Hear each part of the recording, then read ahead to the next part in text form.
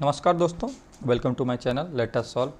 तो आज का टॉपिक है प्रेसिडेंट, और अभी प्रेसिडेंट का इलेक्शन भी होने वाला है इंडिया में, तो इसको थोड़ा चर्चा करते हैं। तो सबसे बड़ा पद, एग्जीक्यूटिव पोस्ट जो भी इंडिया में है वो प्रेसिडेंट का होता है। तो सबसे पहले हम लोग यूनियन एग्जीक्यूटिव में कौन कौन सा पोस्ट आता है उसको देख लेते हैं। President, vice president, PM, council of minister और अटॉर्नी जनरल, ये यूनियन एग्जीक्यूटिव का इंपॉर्टेंट पोस्ट है। प्रेसिडेंट में जो आर्टिकल हम लोग डील करेंगे वो आर्टिकल 52 से 78 होगा, और ये जो पार्ट है इसका पावर्स जो फंक्शन है वो पार्ट 5।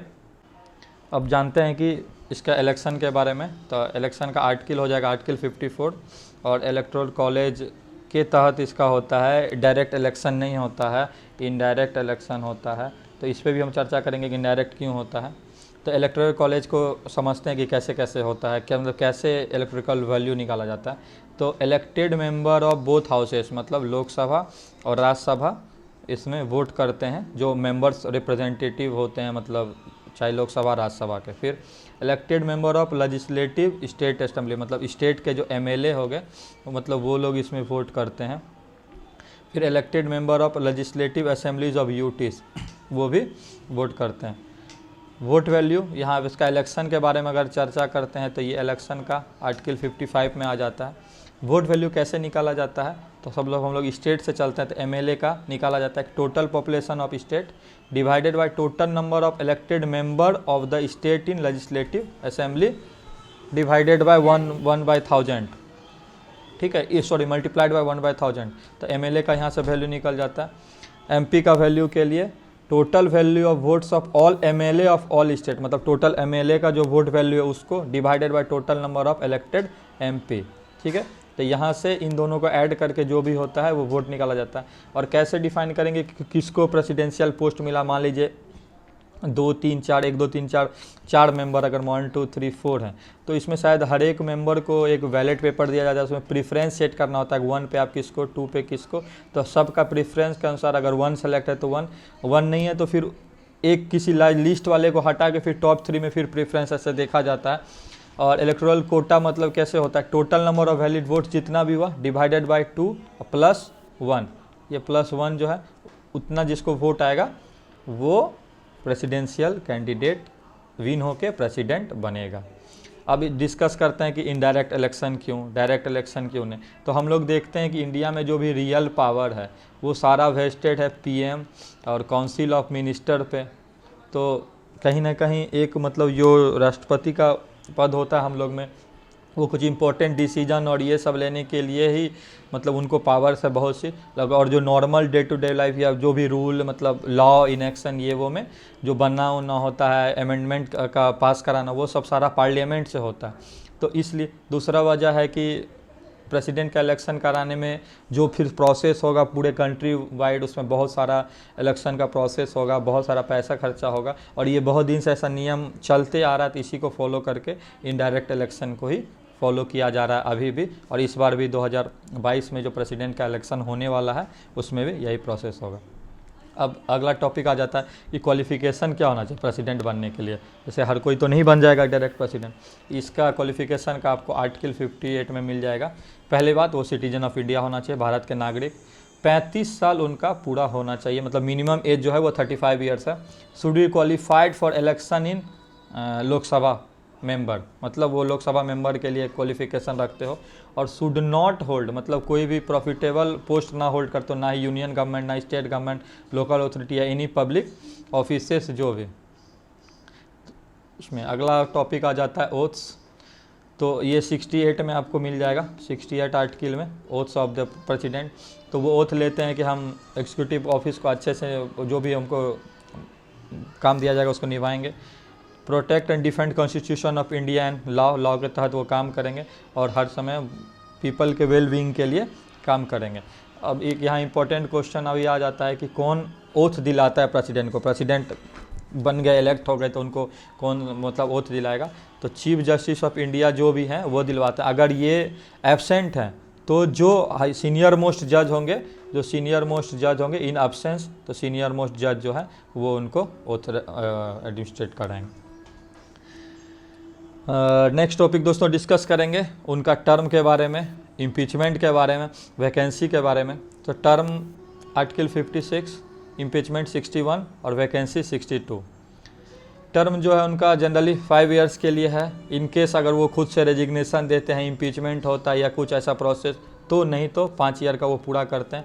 और रेजिग्नेशन अगर उनको देना है तो वो वाइस प्रेसिडेंट को लेटर लिख के रेजिग्नेशन अपना दे सकते हैं।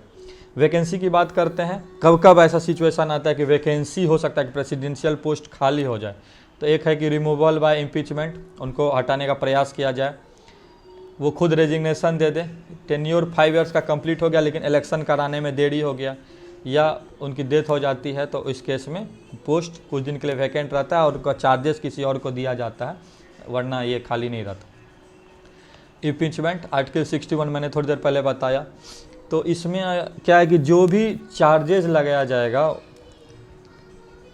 किसी भी एक हाउस के द्वारा अगर इनिशिएट किया जाता है, उस हाउस का 1/4 मेंबर का सिग्नेचर रहना चाहिए और 14 डेज़ का नोटिस दिया जाता है प्रेसिडेंट को कि ऐसा ऐसा आपके इस वर्ड का या इस काम के लिए हम लोग ऐसा कुछ, मतलब जो भी इम्पीचमेंट का इनिशिएशन ला रहे हैं हाउसेस में, तो जो भी हाउस है, चाहे लोकसभा से इनिशिएट हो राज्यसभा से, उसके बाद अगर लोकसभा से इनिशिएट हुआ तो पहला ऐसे ये फर्स्ट कंडीशन ये फॉलो किया जाएगा, उसके बाद 2/3 मेंबर से पास कराना होगा, मतलब एब्सोल्यूट मेजोरिटी के साथ पास कराना होगा नेक्स्ट हाउसेस के लिए। जो भी सेकंड, मतलब लोकसभा से हुआ तो राज्यसभा में जाएगा, फिर वहाँ से भी ये 2/3 ऑफ द मेंबर मेजोरिटी से पास करेगा बोथ हाउसेस से, तब इम्पीचमेंट इनैक्ट होगा, तब वो होगा। जैसे आज तक तो इम्पीचमेंट हुआ नहीं है हमारे किसी भी प्रेसिडेंट का, तो ये आपको इन्फॉर्मेशन दे दी।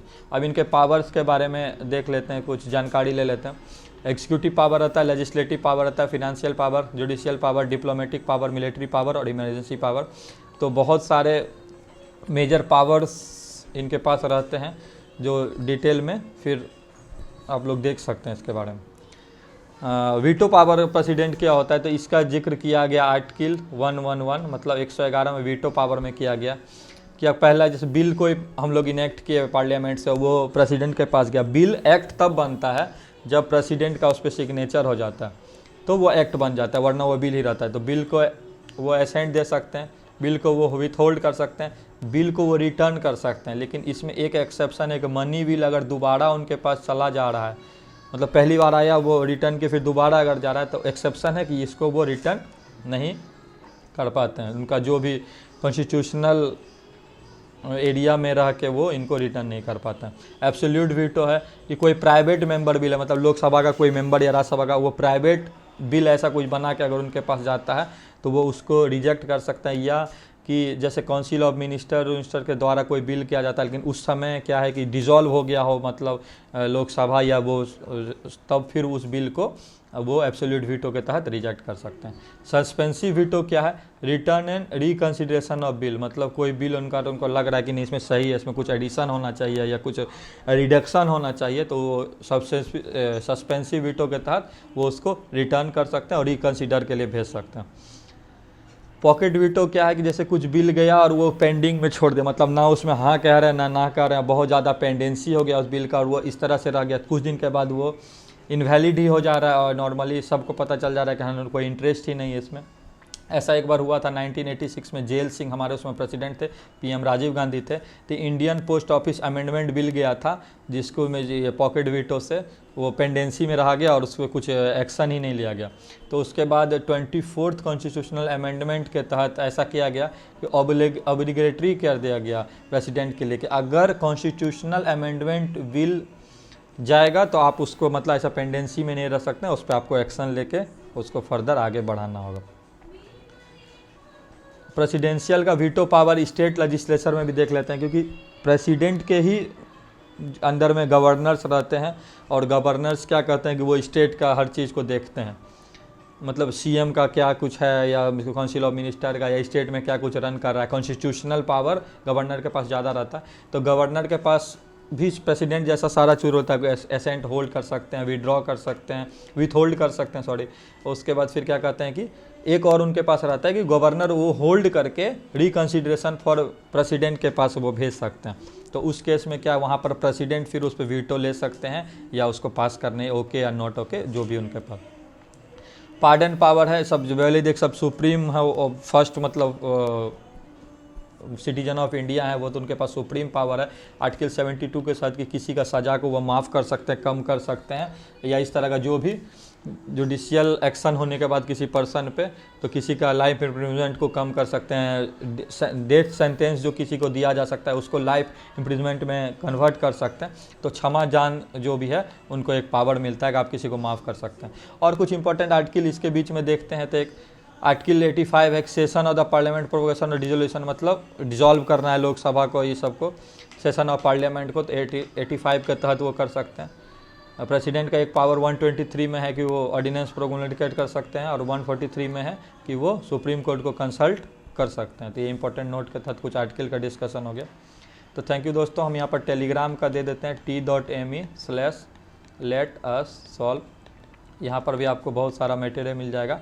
ये लेट अस सॉल्व का टेलीग्राम है, तो आप लोग यहाँ भी ज्वाइन कर सकते हैं और मटेरियल फ्री में PDF या अदर मटेरियल आपको मिल जाएगा। वीडियो देखने के लिए धन्यवाद, बाय।